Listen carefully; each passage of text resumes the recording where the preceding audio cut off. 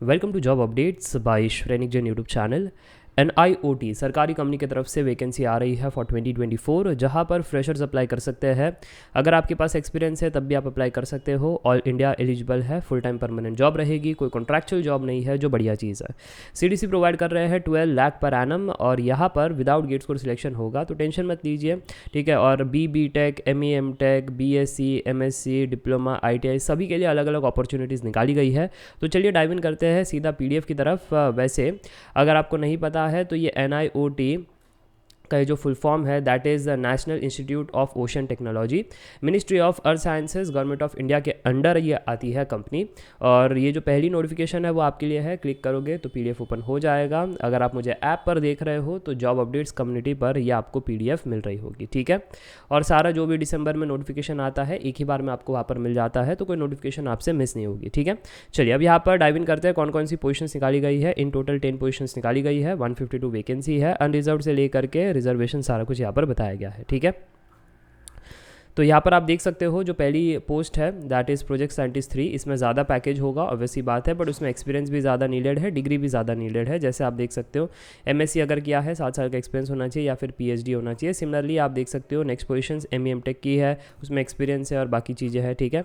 तो हम बात करते हैं बी टेक वालों के लिए, जहाँ पर फ्रेशर्स अप्लाई कर सकते हैं। तो ये रहा प्रोजेक्ट साइंटिस्ट 1, 34 वैकेंसी है, अपर एज लिमिट 35 ईयर्स है, 56,000 बेसिक पे है, HRA मिला करके आपका 12 लाख पर एनम का CTC बन जाता है, ठीक है। और यहाँ पर आप देख सकते हो that increment of 5% for every 2 years of experience subject to performance review, ये चीज़ आपको पता होनी चाहिए।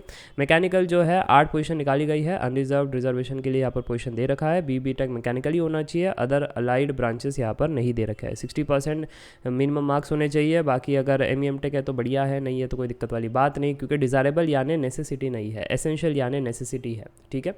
चलो इसके अलावा यहाँ पर अगर हम बात करें तो आप देख सकते हो अगेन मास्टर्स PhD वालों के लिए वैकेंसी है। बी टेक वालों के लिए यहाँ पर इलेक्ट्रॉनिक्स एंड कम्युनिकेशन या इंस्ट्रूमेंटेशन वाले बच्चे अप्लाई कर सकते हैं। और इन टोटल 6 वैकेंसी है। ME टेक हो जाए तो चेरी ऑन केक है, नहीं हो तो कोई दिक्कत वाली बात नहीं है, ठीक है। MSc वाले भी यहाँ पर अप्लाई कर सकते हैं।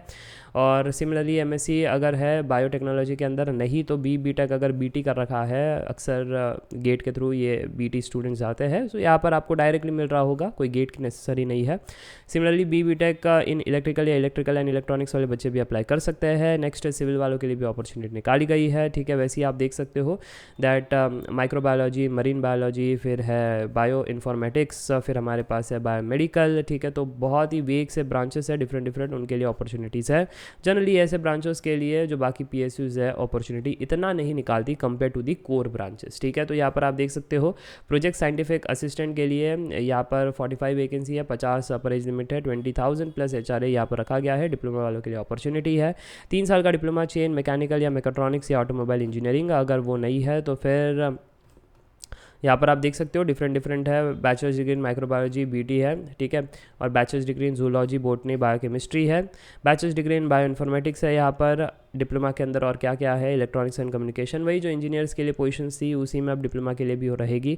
जैसे इलेक्ट्रिकल का पोजीशन हो गया, फिर बाद में आप देख सकते हो बहुत सारी डिफरेंट वैकेंसी निकाली गई है। PDF में आपको पढ़ लेना, ठीक है। जैसे मैंने आपको कहा था डिप्लोमा भी है, BSc भी है, ठीक है, MSc भी है, PhD भी है। तो बहुत सारे यहाँ पर ITI वालों के लिए भी अपॉर्चुनिटी है।